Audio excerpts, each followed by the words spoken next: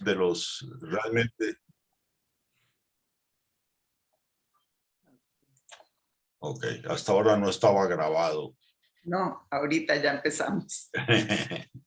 Así es. Bueno, vamos a empezar para que nos rinda el tiempo. Muy buenas tardes a todos para el Grupo Cultural Celia Hoffman del Centro Israelitacionista de Costa Rica. Es un gusto encontrarnos cada lunes en este horario. Siempre con un tema diferente, con la idea de nutrirnos culturalmente y de estar bien informados de lo que acontece. Gracias al Zoom podemos estar conectados con amigos de otras latitudes y borrar distancias. Así que esta tarde desde México tenemos el honor de recibir al profesor Reuben Sagi, gran conocedor de la realidad israelí, con el tema ¿Habrá paz en Medio Oriente? Y para presentar al señor Sagi, también desde México, un gran amigo y colaborador de este espacio, Mardoqueo Staropolsky. Mardo. Gracias, es un placer y agradezco mucho al Grupo Cultural Celia Hoffman el que me dé la oportunidad de presentar a mi amigo Rubén Sagi, agradecer a Helen y a Leye Lola, con quien he estado en contacto y con quien logramos hacer el Shidduch para que nos acompañara Rubén en esta presentación. Rubén, como ustedes lo van a aquilatar en unos minutos, es nacido en Israel, es oficial de las Fuerzas de Defensa de Israel, estudió en la Universidad Hebrea de Jerusalén Economía y Ciencias Políticas, donde obtuvo una licenciatura y posteriormente una maestría en Administración de Empresas en la especialidad de Finanzas y Marketing, también en la Universidad Hebrea. Maneja muy bien varios idiomas: inglés, alemán, español, portugués, hebreo, árabe y yiddish. Su experiencia laboral desde el 68 al 83, 15 años, trabajó para empresas israelíes y trabajó como consultor en Brasil, para trabajos en Brasil, Argentina, Uruguay, Nicaragua, San Salvador, Guatemala, Colombia, Corea del Sur y Ecuador, también en Argentina, Brasil, Perú, Bolivia, Venezuela, Colombia, Ecuador y Chile. Del 83 al 87 estuvo en el Ecuador, ahí desarrolló muchos trabajos también. Del 88 al 93 en España, y finalmente del 94 a la fecha está en México, en donde fundamentalmente Reuben se ha dedicado a... Yo hice una lista de 5 actividades.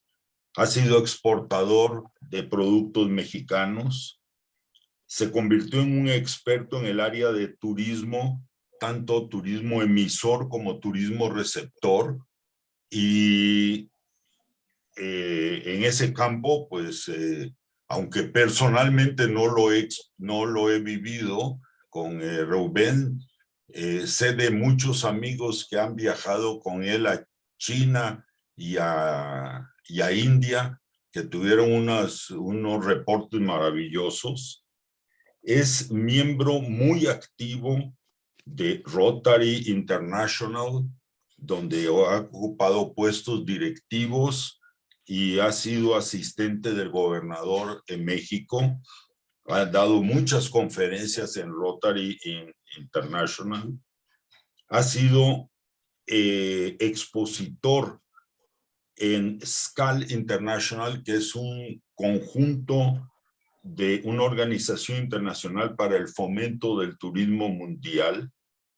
Y finalmente, una de las actividades por las que lo contactamos y donde lo hemos conocido en la comunidad mexicana como expositor de diversos temas políticos del mundo, donde Reuben tiene una habilidad enorme para organizar las pláticas y su especialidad ha estado en China, India, Cercano Oriente, todos los conflictos internacionales, ahora el conflicto Rusia-Ucrania y fundamentalmente los conflictos, los problemas alrededor de Israel. Creo que con esto es una pobre presentación, podría decir más de Reuben, pero no le quiero quitar más tiempo. Adelante, Reuben. Pues muchísimas gracias por esta introducción. Gracias a Helen y a Lea para que organizaron este evento. Y hoy vamos a abordar un tema complicado y que va a ser difícil de entender si no dejamos a un lado, para un ratito, por lo menos por la próxima hora, nuestros valores del occidente, nuestra cultura occidental. Porque la cultura que existe en Medio Oriente, y vamos a hablar de eso, es la cultura tribal. Es una cultura completamente diferente a lo que nosotros conocemos. Y si queremos analizar el Medio Oriente con anteojos occidentales, lo que hicieron muchos europeos y muchos americanos, vamos a fracasar. No vamos a entender realmente lo que pasa en Medio Oriente. Y por eso tratamos de explicar un poco hoy en día, vamos a entrar a este tema. Entonces, ni más con otras introducciones, abrochémonos los cinturones de seguridad y volaremos al Medio Oriente. El Medio Oriente actual es un resultado de los países europeos que ganaron la Primera Guerra Mundial, ganaron el Imperio Otomán y dividieron e hicieron del Medio Oriente lo que quieren según sus intereses y según sus conocimientos. Para eso quiero mostrarles. Entonces, había una convención de San Remo en donde después de la Primera Guerra Mundial, los vencedores, que eran prácticamente Francia e Inglaterra, Italia también, tenían una convención en la cual dividieron todo lo que era el Imperio Otomano, que perdió la Primera Guerra Mundial. Ahora, ellos repartieron este imperio o el Medio Oriente en una forma arbitraria, según la agenda que tenían ellos en este momento, según sus intereses, sin entender y considerar la realidad socioeconómica de la región. Por un lado, separaron y dividieron grupos homogéneos y por otro lado, aglomeraron grupos heterogéneos que no tienen nada que ver uno con el otro. Y ese es el mal del Medio Oriente que vemos hasta la fecha. Ahora lo vamos a entender. Les voy a mostrar en términos generales, dividieron el Medio Oriente entre el mandato británico, que incluía a Irak, a Transjordania, lo que es Israel y Jordania, y Palestina. no había Israel en esa época, entonces se hablaba de Palestina. Entonces, Palestina, Transjordania e Irak. Los franceses, en cambio, tenían el mandato sobre Siria y Líbano. Así lo dividieron.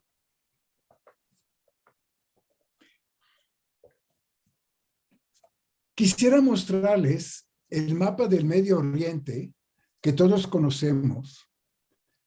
Y tal vez me podrían ustedes indicar qué vemos en este mapa que parece un poco raro, un poco diferente. Si nadie, yo les voy a decir, fíjense en las líneas rectas de las fronteras que vemos, por ejemplo, en Algeria. Esta línea tiene casi 1.500 kilómetros. Esta línea entre Libia y Chad tiene muchos kilómetros, 1.000 kilómetros. Entre Libia y Egipto, en fin. Y así vemos también en Jordania líneas rectas. Ahora, está claro que la topografía de la región no se comporta como estas líneas rectas que lo hicieron los europeos, ganadores de la Primera Guerra Mundial. Ellos sacaron sus reglas y trazaron líneas bonitas y rectas y según esto dividieron el Medio Oriente. Pero como ya dije, dividieron grupos homogéneos y por otro lado aglomeraron grupos que no tienen nada que ver uno con el otro. Ahora, no vamos a entrar en mucho por falta de tiempo, pero quiero darles dos ejemplos para lo que estoy manifestando. El primer ejemplo, vamos a hablar de la península de Sinaí. Aquí, no sé si ustedes logran ver, está la península de Sinaí y aquí tenemos a Egipto.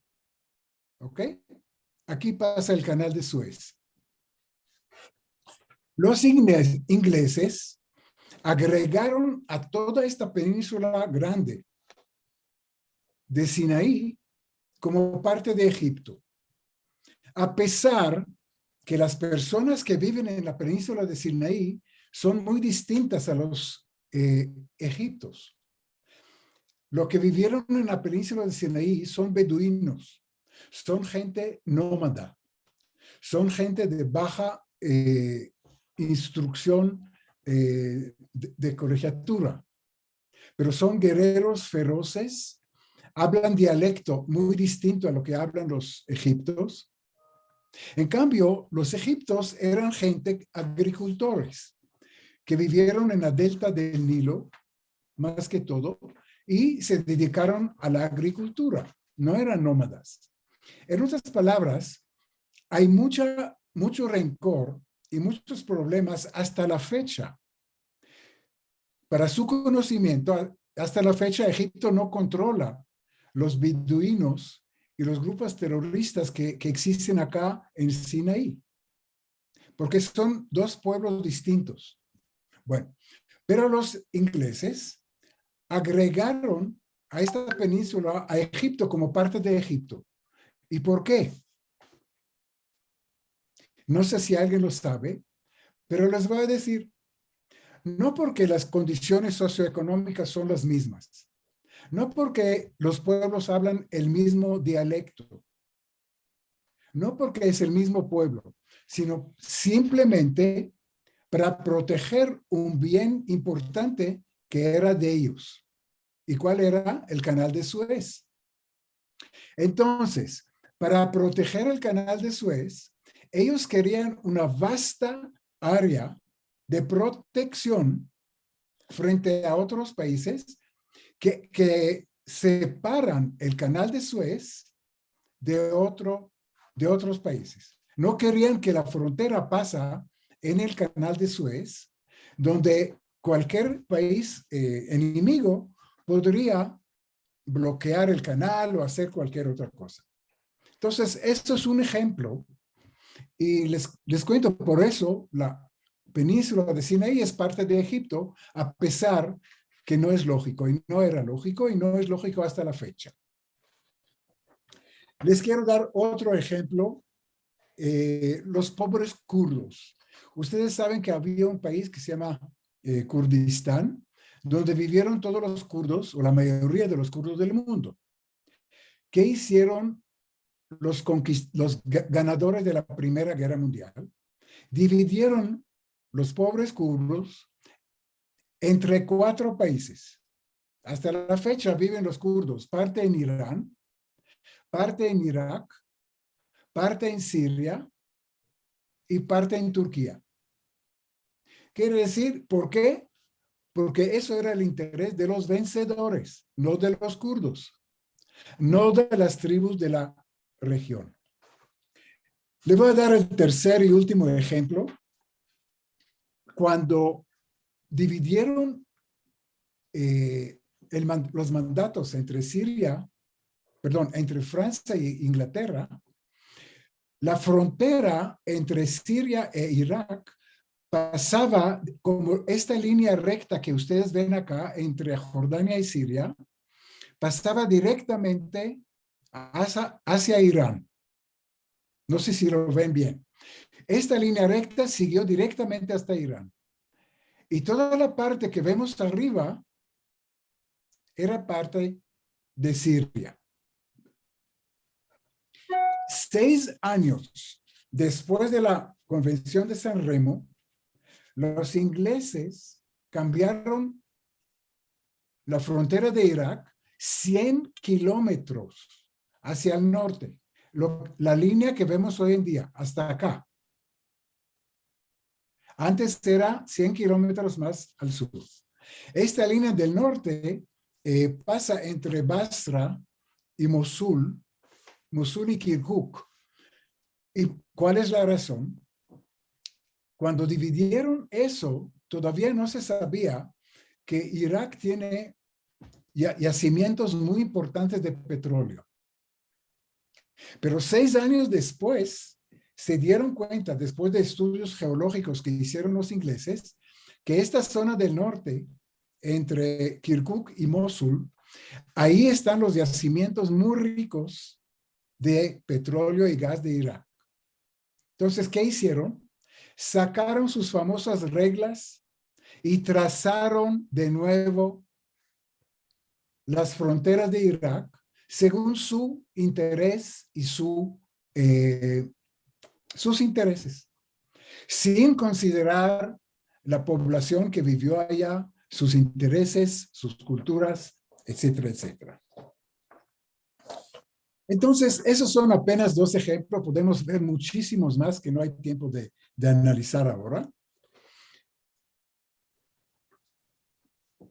Y eso es lo que sucedió. Ahora, hay otro punto importante. Los europeos, como tenían una mentalidad muy diferente y no conocían la cultura de Medio Oriente, ellos tenían países nacionalistas. Acuérdense que en la Edad Media y después ni Alemania ni Italia, no había países nacionalistas en Europa. Todos eran tribus que pelearon entre ellos durante años. Pero sí lograron con las ideas de nacionalismo, las ideas de países donde todas las tribus, todos los grupos étnicos se van a unir en un país nacionalista donde tienen un dominador común, y funcionó en Europa. Entonces, este modelo querían llevarlo al Medio Oriente para hacer países nacionalistas con símbolos como una bandera preciosa de colores, con un himno, con una música bonita, con unos pasaportes, con una moneda, con un ejército, con una policía, con una constitución, en fin, todos los símbolos de un país nacionalista. Entonces querían llevar todos estos símbolos a las diferentes tribus, etnias, religiones y sectas del Medio Oriente, Y pensaban que con el tiempo, todas estas diferentes etnias, sectas, religiones y tribus se van a sentar alrededor de una hoguera y van a cantar juntos Kumbaya. Y va a venir la paz y la tranquilidad al oriente. Les cuento, eso no sucedió. Hoy estamos 102 años después de esta convención de San Remo. No sucedió, no sucede y nunca va a suceder. Y eso hay que entender. Entonces, para resumir, esos países son un aglomerado, una aglomeración de tribus, etnias, religiones y sectas. Y es una bomba de tiempo que va a explotar cualquier momento, tarde o temprano. Y así sucedió en Irak, en Siria, en Libia, en Yemen. Y puedo contar más y más países durante la primavera árabe, 2012. Y eso es el problema del Medio Oriente. Hasta aquí es una introducción. Y ahora quisiera seguir y dividir los dos grupos de países que existen en Medio Oriente. Hay un grupo de países que son fracasados, que no funcionan. Países que siempre hay conflictos y guerras y derramamiento de sangre. En cambio, hay otro grupo de países que donde rige la paz, la tranquilidad y funcionan bien. Y si entenderemos los dos tipos, vamos a entender también lo que hemos hablado ahora de la cultura tribal, que vamos a entrar en más detalles. Entonces, para entender la cultura tribal, que es nuestro tema, tenemos que ver otra vez el mapa del Medio Oriente. Y ese es el mapa del Medio Oriente que vimos. Desde Marruecos al poniente, pasando por, perdón, desde Algeria, tenemos Algeria, Libia, Egipto, Arabia Saudita, Irak, hasta Irán en el este. Eso es el mapa del Medio Oriente. Ya vimos que este mapa es artificial. Este mapa está hecho por los vencedores de la Primera Guerra Mundial. Y por eso quiero mostrarles el mapa verdadero del Medio Oriente. Eso no es un mapa verdadero, es un mapa virtual que no existe. Este es el mapa verdadero del Medio Oriente. ¿Y qué podemos observar acá? Que desde el poniente, desde el mar, del océano Atlántico, hasta Irán, que está por acá, es un gran desierto. Un enorme desierto. Donde esporádicamente hay unas fuentes de agua de vez en cuando y un lugar donde seres humanos pueden vivir en esas condiciones. Y tienen un poco de agua para sus animales y para su ganado también. Pero el 95% de toda esta vasta región es inhabitable. Ninguna persona humana o ningún animal puede sobrevivir. Ahora, durante estas pocas fuentes de agua, se asentaron durante muchos miles de años, hablamos de hace 10 a 5,000 años, familias que se extendieron poco a poco a clanes y a tribus, y siempre estaban unidos. Ahora, les quiero preguntar una pregunta muy sencilla para entender el problema de vivir en el desierto. Nosotros no lo podemos entender porque nunca lo hemos vivido. Les quiero preguntar, ¿cuántos días creen que una persona puede vivir sin comer? Póngale 2, 3 semanas, tal vez un mes, tal vez un mes. Pero les voy a preguntar, ¿cuánto tiempo puede una persona vivir sin tomar agua? Estamos hablando de días. Pueden ser 2, 3 días. Después se va a morir. Entonces, si regresamos a este desierto, nos damos cuenta que sin una fuente de agua, ningún ser humano puede sobrevivir en estas condiciones.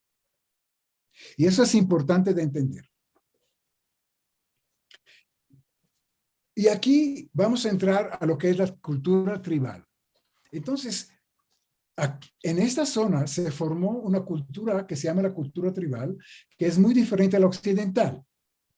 Estas tribus establecieron normas, leyes y organizaciones que están adaptadas a este ambiente del desierto sin agua.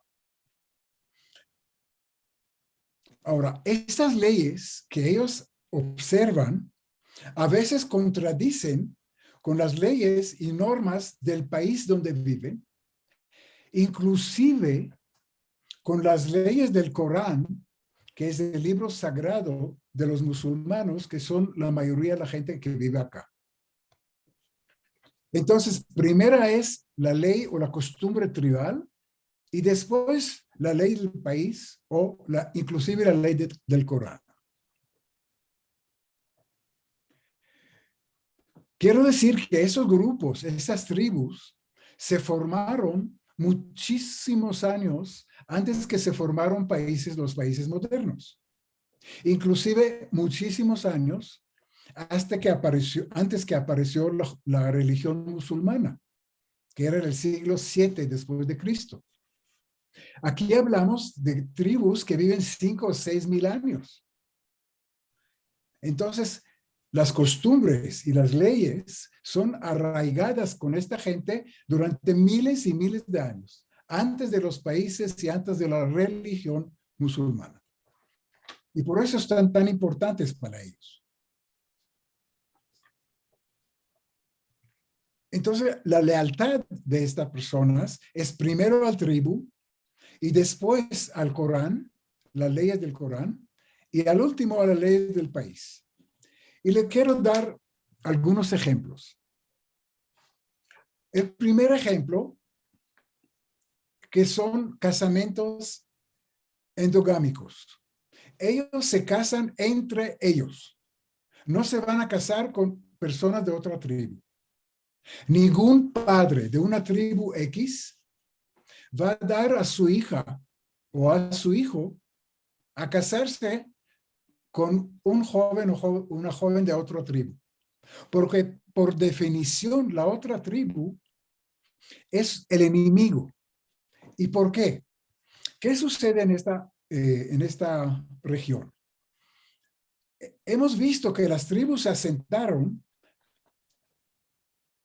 en donde había las pocas fuentes de agua y vivieron alrededor de esta fuente de agua, el único lugar donde podían vivir. Ahora, a medida que se multiplicaron, los tribus se fueron a ser más grandes y más grandes, la fuente de agua ya no sostenía tantas personas de la tribu. Entonces, es una cosa de existencia. ¿Qué deberían hacer esas tribus? Se separaron de la tribu y se fueron a buscar otras fuentes de agua. Pero no había otras fuentes de agua.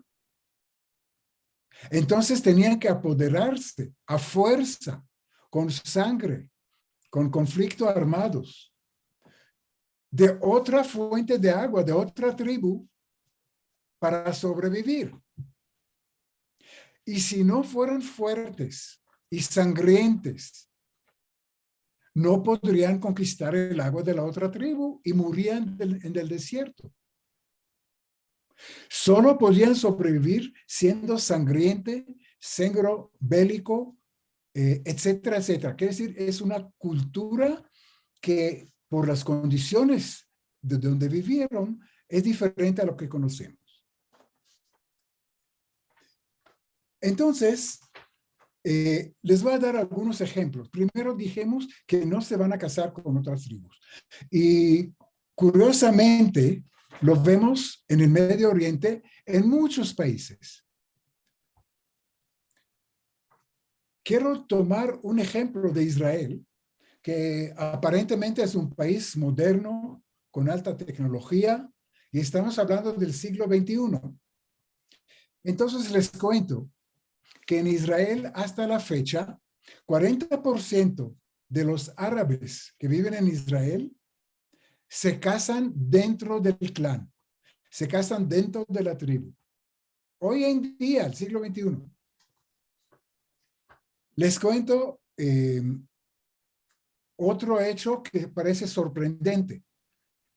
En algunas tribus beduinas en Israel, en el siglo XXI, hoy en día, 25% de los niños nacen sordos. 25% por problemas de matrimonios endogénicos. Es un hecho. Le doy otro ejemplo. Y yo no estoy tomando el ejemplo de Arabia Saudita o de los Emiratos Árabes, donde es mucho más destacado. Estoy tomando Israel, que es un país moderno. Bueno, ustedes saben que lo primero que les pregunta un médico cuando te da una medicina es a qué eres sensible o alérgico. En Israel no preguntan, le preguntan de qué tribu eres. Y el médico, cuando el paciente le dice yo soy de la tribu X, ya sabe cuál es la sensibilidad de esta persona.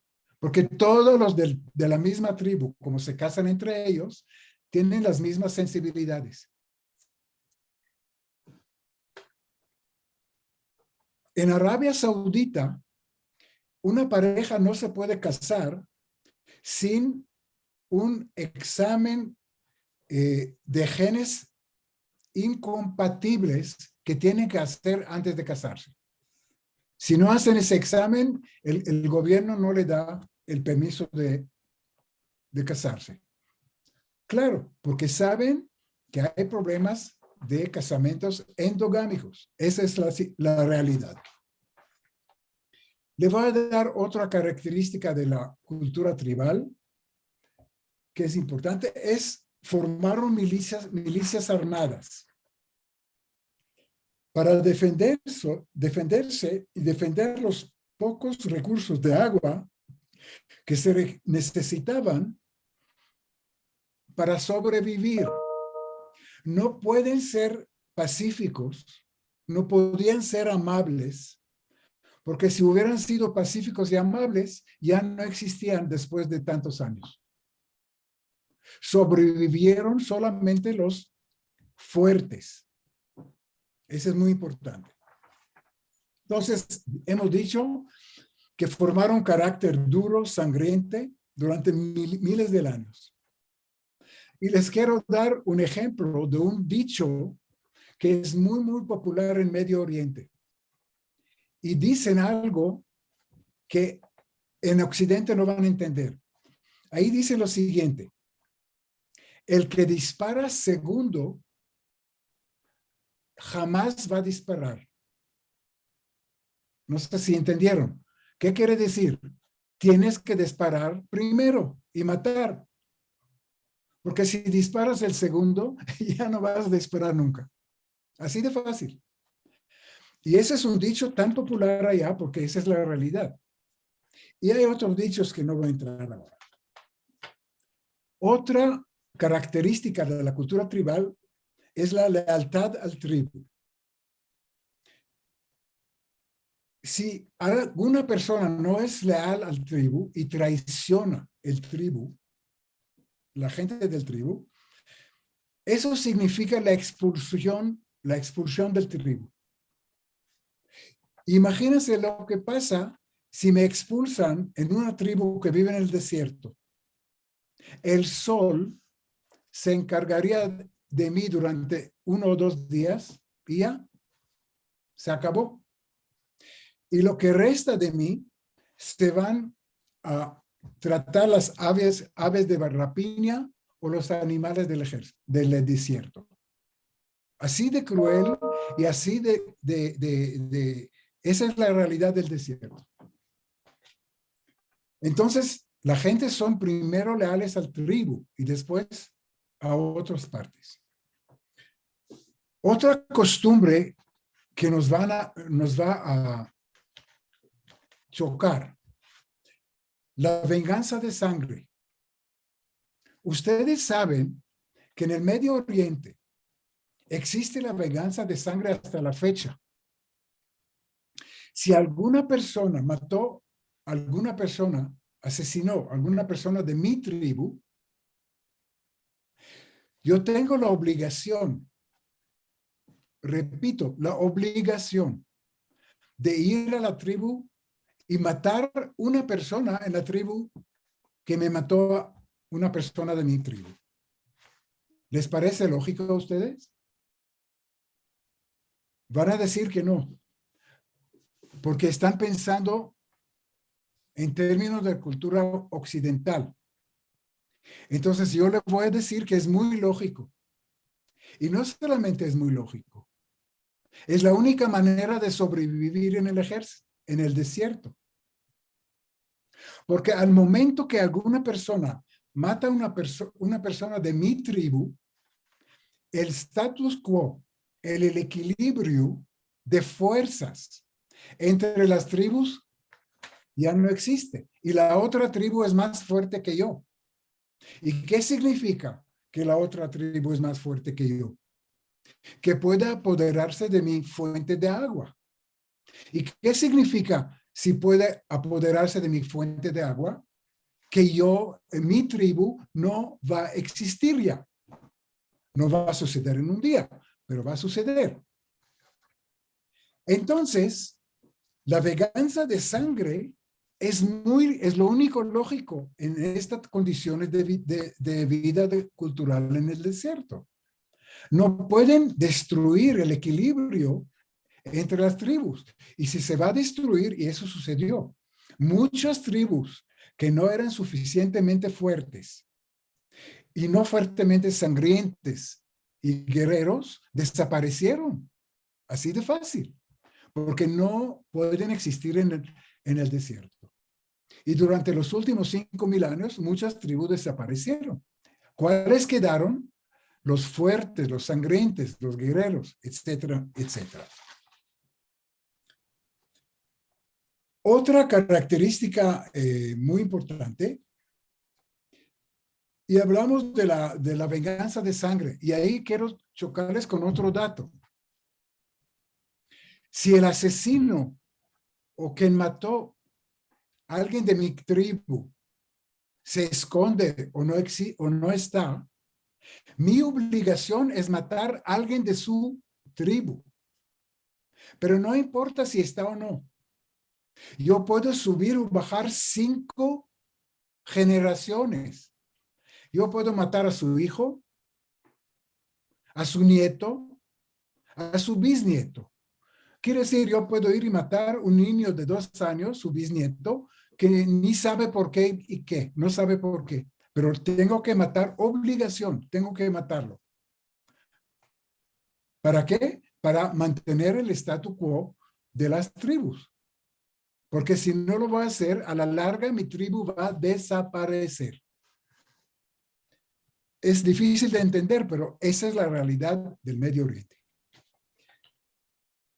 Le voy a dar otra costumbre del Medio Oriente, que es el honor de la familia. Y la vergüenza de la familia se lava solamente con sangre.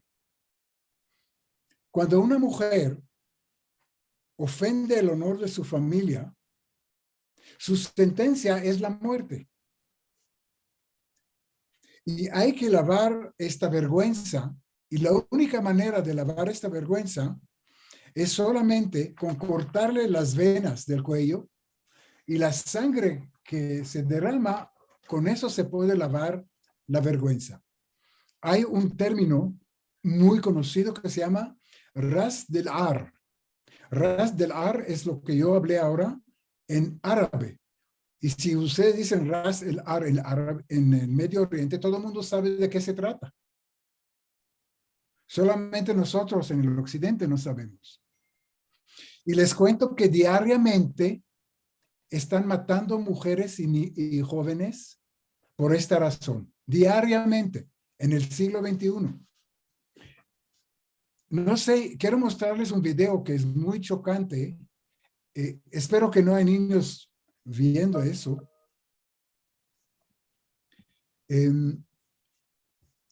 Y se trata de Arabia Saudita, de no hace mucho. Déjame buscarlo.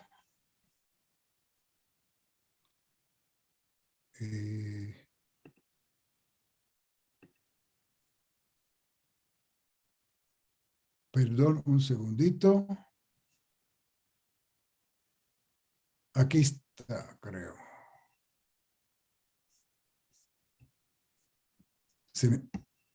Me perdí aquí. Les voy a dar eso fue en el CNN. La historia es la siguiente. Una princesa de Arabia Saudita quiere decir la hija del rey. Tal vez no de su esposa, tal vez de una concubina, pero tuvo un amorío con su chofer. Entonces, en la plaza principal de Riad, que es la capital de Saudi Arabia, cogieron a esta pareja. Aquí tenemos el chofer y aquí está la princesa sentada. Le llevaron a la plaza principal y ejecutaron la vergüenza de la sangre, la vergüenza de la familia. Bueno, mejor que no vemos más, pero se dieron cuenta, lo degollaron. Después degollaron a la princesa, a la hija del rey. Degollaron. Eso fue en 88. Quiere decir, esta es la realidad del Medio Oriente, aunque ustedes no lo crean. Le voy a dar 2, 3 costumbres de la cultura que es importante también. Unas más. La protección de un miembro de una tribu. En el Medio Oriente es obligación de la tribu, obligación de esconder inclusive un asesino de la tribu cuando la policía del país está buscándolo. Es obligación. ¿Por qué? Porque lo que dijimos, ellos actúan y obedecen según las leyes del tribu antes de la ley del país y antes de la ley del Corán. El Corán tampoco permite el asesinato. Entonces, si uno de mi tribu asesinó a alguien, yo tengo la obligación de esconderlo cuando le van a buscar a la policía del país. Otra característica, y esa es positiva esta vez, tal vez, que los líderes en esta cultura son líderes verdaderos. Son líderes que realmente obran por los intereses de la tribu. Y no como nuestros líderes democráticos que se eligen cada 4 o 6 años y obran por sus intereses, no los intereses de nosotros. Los líderes de allá son verdaderos. Y ahí le voy a dar un ejemplo de una costumbre. Cuando hay hambruna o cuando falta agua, cuando se sienten en sus tiendas a comer, toda la gente de la tribu, el líder de la tribu, el jeque, va a comer el último, solamente cuando todos han terminado de comer. Después se va a sentar, va a empezar a comer. Lo mismo va a tomar agua después que todos los demás tomaban. Es simbólico, pero significa que el líder es verdadero y obra por los intereses de la misma tribu. Y eso podemos ver ahora cuando hablamos de los países que son exitosos.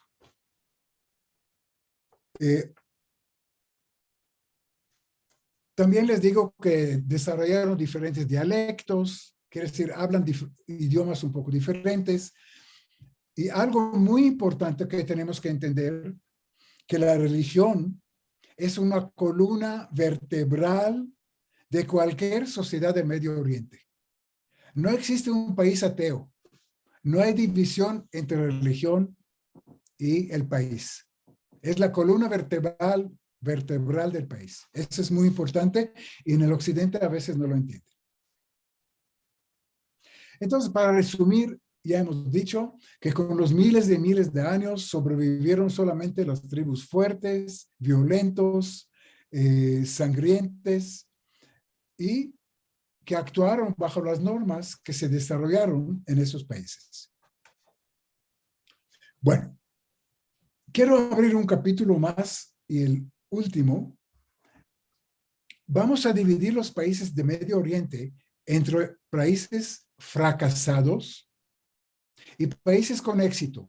Y tratemos de analizar por qué existen países fracasados y países con éxito. Los países fracasados, todos lo conocemos, son Irak, Siria, Libia, Yemen, Líbano, Somalia, Túnez, Sudán, Afganistán, y la lista sigue y sigue.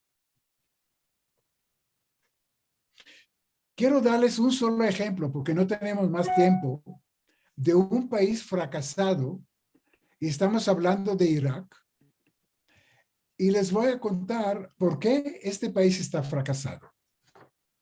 Aquí tenemos un mapa de los grupos étnicos, hablamos de etnias nada más, de las tribus que viven en Irak. Entonces les cuento que Irak es un país que está entre dos ríos muy importantes, el Tigre y el Éufrates. Entre estos dos ríos, durante miles y miles de años, cavaron canales de riego y por eso hubo un asentamiento humano acá desde hace muchísimos años. A propósito, ¿ustedes saben lo que significa Irak? Irak significa vena, la vena de sangre, las venas de sangre que tenemos. ¿Y por qué? Porque los canales de riego que conectan los dos ríos que mencionamos son como venas de sangre en el cuerpo humano. Y por eso Irak se llama Irak. Pero el tema es diferente. En este país, tal vez ustedes no van a creer, existen 74 tribus. 4, nada más. ¿Sí? Las tribus son diferentes, hablan idiomas diferentes, tienen costumbres diferentes, tienen intereses diferentes, tienen religiones diferentes. En fin, son completamente diferentes. Por ejemplo, los yazidis son de religión yazidi, no son musulmanes. Los kurdos no hablan árabe, ¿ok? Los turquemanes, que son de origen de Asia Central, son de Turquemán, de Afganistán, de Asia Central.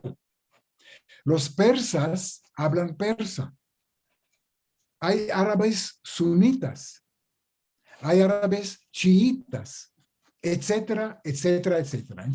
Entonces, miran, aquí podemos ver, en la parte que colinda con Irán, tenemos musulmanes chiitas. Esos son los chiitas, en el color que vemos acá. Arriba vemos los kurdos. En lo que es el color verde son los turquemanos. Lo que vemos en color amarillo son árabes sunitas, etcétera, etcétera. Entonces podemos ver, les voy a mostrar nada más. Esos son los yazidis. Fíjense sus costumbres, sus vestimentas, son muy diferentes a los kurdos. Aquí tenemos los kurdos. Aquí tenemos los turquemanes, que son muy diferentes, son mongolos, que son muy diferentes, etcétera, etcétera. Entonces, nada más para volver a decir, mostrarles que Irak es una aglomeración fragmentado en muchos niveles.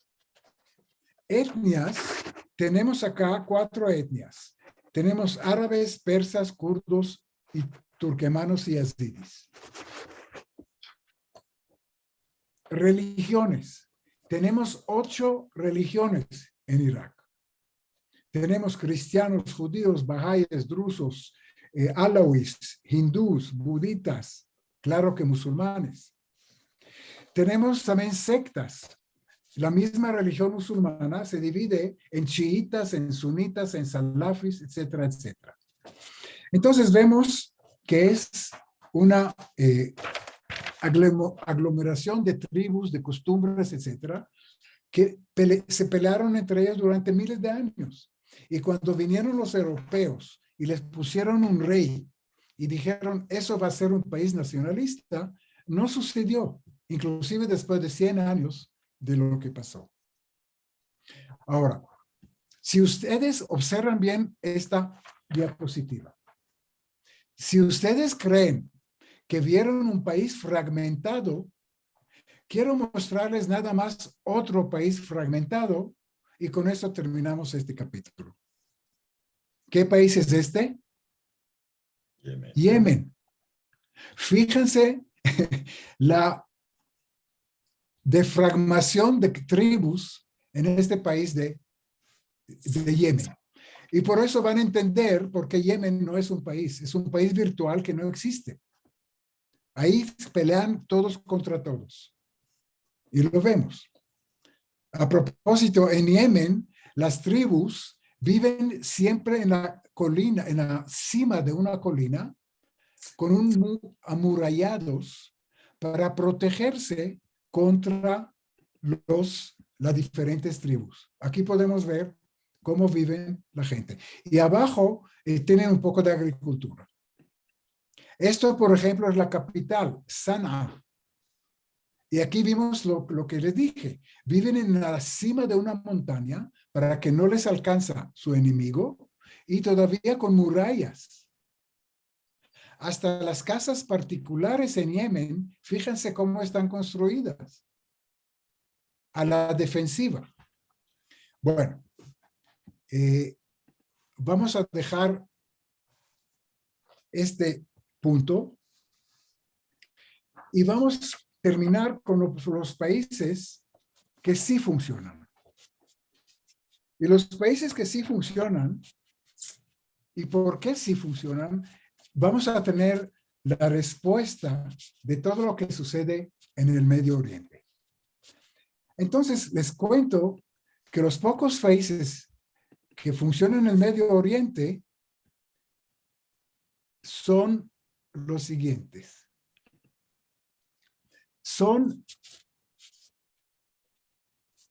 Kuwait, que está aquí, Qatar, que está aquí, y los 7 Emiratos Árabes que están acá. Vamos a concentrarnos en los 7 Emiratos Árabes. Y les quiero preguntar, se me olvidó decirle algo que es muy importante, si me permiten, antes de seguir en Medio Oriente. La conclusión de nosotros que hemos visto que países heterogéneos, fraccionados, no funcionan, es cierto para Europa también. ¿Qué pasó en Europa con la Unión Soviética? La Unión Soviética funcionó en la época de Stalin con una mano de hierro, con un terror y con una cosa, pero al momento que se desintegró la Unión Soviética, ¿qué le pasó a la Unión Soviética? Se desintegró en 15 repúblicas, algunas en Asia Central, algunas en Europa, Aquí tenemos Ucrania también, que vamos a hablar de ella. Y al momento que se desintegró en las 15 repúblicas, aparentemente funciona mejor. Otro ejemplo en Europa, no en el Medio Oriente. ¿Alguien me puede decir cuál es? El Imperio Austrohúngaro. Yugoslavia. Yugoslavia, exactamente. Yugoslavia era un país que se desintegró, se fragmentó en 5 repúblicas, ¿sí? Y con esa simple, en la época del tirano, funcionó más o menos. Pero cuando terminó este régimen, se acabó. Y el país se fragmentó en, bueno, no tengo el mapa, pero ustedes saben, en 5 repúblicas que Estonia, etcétera, etcétera. También les cuento que en la misma Europa soplan muy fuertes vientos de separación. Lo vemos en España, en Cataluña, lo vemos en Bélgica, lo vemos en el Reino Unido, con los irlandeses, lo vemos en Francia. Es curioso, pero la gente de la isla Córcega quieren independencia de Francia. Bueno, y con eso termino el capítulo de Europa. Nada más demostrarle que la gente le gusta más vivir con los suyos que con otros. Y en el Medio Oriente hay una frase muy importante que se llama Mishmuna. Mishmuna quiere decir no son de nosotros, nicht unserer, o no son de nosotros, son de otra tribu. Y eso es cierto también para Europa. Volvemos ahora al Medio Oriente y vamos a ver los países que sí funcionan. Entonces, volvemos a los Emiratos Árabes. A ver. Aquí están. Uy. Aquí estamos.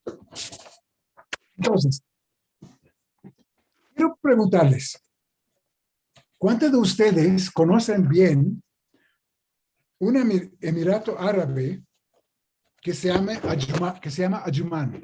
Aquí está. O otro que se llama Median. O otro que se llama Fujairah. O otro que se llama Ras el Caimán. O otro que se llama Sarja. O otro que se llama el Kaiwan. Aquí tenemos. La verdad es que no los conocemos, ni sabemos de esos. ¿Y por qué no sabemos de estos emiratos? Porque allá reina la paz, la tranquilidad y la prosperidad. Y eso no es un tema para los medios de comunicación. Los medios de comunicación nos llevan la sangre, los conflictos, etc. Pero donde reina la paz y la tranquilidad, no es tema para los periódicos. Ahora, vemos que estos emiratos realmente funcionan. Ustedes saben que son muy ricos, que no hay muchos conflictos, etcétera, etcétera. ¿Por qué creen que pasa eso? ¿Porque tienen petróleo? Les digo que no. Abu Dhabi no tiene petróleo. Tiene 3% de su Producto Interno Bruto de petróleo. No tiene petróleo. Abu Dhabi tiene 3 recursos. Arena, arena y otra vez arena. Nada más. Y a pesar de tener solo arena, existe la paz, la tranquilidad, la prosperidad y los negocios y todo. ¿Por qué? Porque no hay conflictos como en Irak. En Irak, en cambio, ¿hay petróleo? Sí, es un país rico de petróleo. ¿Y existe la paz? No. ¿Por qué? Aparentemente Irak, Siria, que tienen gas y petróleo, deberían ser más prósperos que Abu Dhabi, que solo tiene arena. Pues la respuesta es sencilla. En los Emiratos Árabes hay una sola tribu. No es una aglomeración de tribus, de etnias, de religiones. Una sola tribu. Y el líder del país, o el jeque, o el emir, o el rey, es de la misma tribu. Y las leyes del país reflejan las costumbres del tribu, no las costumbres de Europa Occidental, que quieren dividir entre religión y Estado. Y quieren igualar el estado del hombre y de la mujer. Y muchos otros valores occidentales democráticos que nosotros pensamos que son importantes. No para ellos. Entonces, en esos Emiratos, la ley del país es la ley de la tribu. No es democracia. Es teocrática, etcétera, etcétera, pero coincide. Entonces, y el líder, ya vimos, es un líder verdadero que obra por el bien de la tribu y no como nuestros líderes demócratas que se eligen cada 4 años y obran por sus intereses. Y por eso hay paz y tranquilidad. Y cuando el ambiente es de paz y tranquilidad, hay inversiones económicas, es un lugar donde puede invertirse y vivir bien. Entonces podemos decir que la conclusión, y lo vimos en todo el mundo, no solamente en Medio Oriente, que países fragmentados son países conflictivos y problemáticos. En cambio, países que son más homogéneos funcionan mejor. Entonces, Ucrania es un ejemplo clásico. ¿Por qué no funciona Ucrania? Porque tiene 2 etnias. Tiene la etnia ucraniana y la étnica rusa. Y que hay un conflicto entre las 2 etnias. ¿Y qué pasa? Que Rusia aprovecha este conflicto interno y hace lo que quiere en Ucrania. Esa es solamente una otra prueba que países fragmentados son países problemáticos. En cambio, países homogéneos como los Emiratos Árabes Unidos son países que funcionan mejor. Y con eso quiero dejar el micrófono, porque ya estamos en 1 hora, y abrir la sesión para comentarios o preguntas de ustedes. Por favor.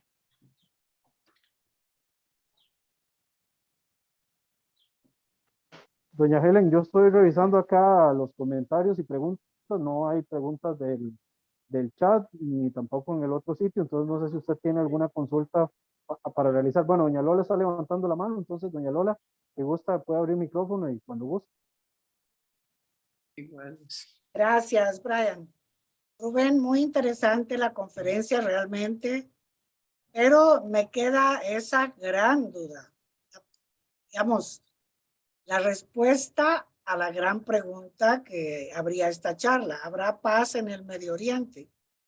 Bueno, la pregunta venía porque Israel logra acuerdos de paz con estos países que usted define como estables o como Sí. pacíficos en el Oriente Medio, ¿no es cierto? Pero Israel realmente no tenía conflictos directamente con estos países. Tiene conflictos con sus vecinos, con Siria, bueno, Irán, que está más lejos, con estas etnias como Hezbollah y los palestinos, etcétera. Entonces, ¿cómo analiza usted esa excelente charla que usted presenta para aterrizarnos en Israel? Gracias. Perfecto. Entonces, mira, la única solución, no solamente en Medio Oriente, sino en el mundo todo, es que se fragmentan los países que son tan fragmentados en unidades más pequeñas, de países un poco más homogéneos. Nunca puede ser 100%, pero más homogéneos. Y tal vez, y con esta situación va a ser más posibilidades de paz y tranquilidad. Entonces, siempre y cuando vamos a mantener un orden artificial que impusieron los colonialistas europeos en 2020, si queremos mantener este orden, no va a haber paz. Solamente si vamos a hacer lo que hizo Yugoslavia, lo que hizo la Unión Soviética, vamos a fragmentar los países en países más homogéneos. Y tal vez va a llegar ahí la paz. Aunque la naturaleza humana no es tan pacífica. Siempre hay envidias, peleas, de toda la historia. Pero va a ser menos probable. Entonces su propuesta es separar a Israel completamente de las tribus no homogéneas con Israel, digamos. Bueno, tal vez se me olvidó. La segunda parte de tu pregunta es, últimamente vemos una alianza entre Israel y los países estables que vimos. Arabia Saudita, Emiratos Árabes. Así. Ahora, pero ese es otro tema, no es por la cultura tribal, es por la pelea por la hegemonía del Medio Oriente entre Irán y Arabia Saudita. Arabia Saudita y los Emiratos se sienten muy amenazados por Irán.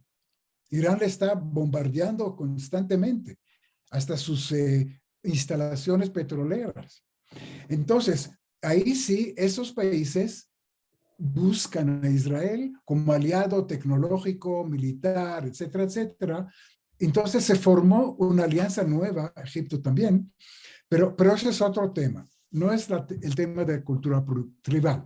Lo único que se puede decir que los Emiratos y Arabia Saudita también, Qatar y estos, son países exitosos que funcionan en Medio Oriente.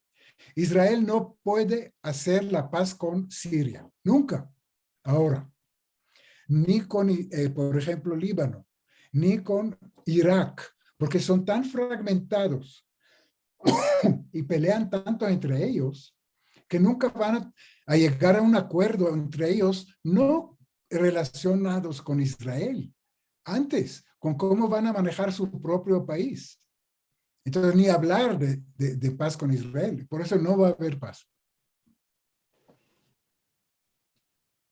Muy Sí. bien. Pidió la palabra la señora Haya, por si gusta Sí. también ya. Una sola pregunta. Primero quisiera felicitarlo por tan excelente charla, tan didáctica y clara. Y mi pregunta es más bien, ¿qué pasa entre Israel y el Líbano? ¿O cuál es la posición del Líbano de entre todo este mapa de países, muchos fragmentados, algunos homogéneos? Bueno, en mi conferencia pensaba yo pasar a algunos países para explicar, igual como Irak. Líbano es igual como Irak y Siria, un país fragmentado. Es un país que hay dos religiones, la cristiana y la musulmana. Y entre la musulmana hay los chiitas y los sunitas. En fin, es un país fragmentado igual como Irak y como Siria. Y lo podemos analizar, pero no hay tiempo. Y por eso es parte de los países fracasados del Medio Oriente, con cual Israel no puede hacer la paz. ¿Con quién va a hacer la paz en Líbano? Con Hezbollah, que está manejando el país, que son chiitas, o con los musulmanes sunitas, o con los cristianos, lo que intentó hacer Israel en 1982 hasta 86, quiere decir con los cristianos. No hay con quién hacer la paz, porque el país está tan fragmentado, peleando entre ellos, con guerras civiles de 15 años, con matanzas entre ellos. Entonces, hasta que este país no se fragmenta y no se ponen dos países, digamos, cristiano y musulmán tal vez, Israel podría hacer paz con la parte de país cristiano, como estaba antes. Líbano era el paraíso del Medio Oriente en los años 40. Entonces, por ser país fracasado, como el ejemplo que dimos hoy día nada más era Irak, Israel no tiene chance, no puede hacer paz, no tiene con quién. Y por eso no va a haber paz con Líbano, hasta que el país se transforma en un país más normal, entre paréntesis, más homogéneo. Y tal vez la solución es fragmentación, como hizo Yugoslavia, la Unión Soviética y otros. Doña Helen, no tenemos más preguntas. Si gusta usted ya hacer el cierre. Bueno, el tiempo se nos ha ido. Muchísimas gracias, Rubén, por traernos este importante tema y presentarnos de una forma tan clara la idiosincrasia de la población autóctona del Medio Oriente, muy diferente al pensamiento occidental. Difícil de cambiar, pero nos queda la pregunta de cómo llegar a acuerdos que den esperanza a la región. Realmente eso es lo que nos queda y lo que deseamos todos para Medio Oriente, no solo para Israel, porque yo creo que haría un balance y mejoraría, digamos, la esperanza para la región. Sí. La doctora, pero bueno. Perdón, la doctora Clara Lieberman quería decir algo, pero activa tu micrófono.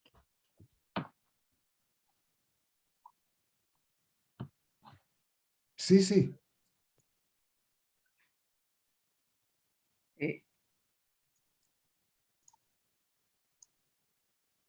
Clara tiene que activar el micrófono para poder hablar. No me dejan allá ahorita, por fin, no me dejaban. Muchas gracias, Rubén, te lo agradezco, porque no me dejaban hablar.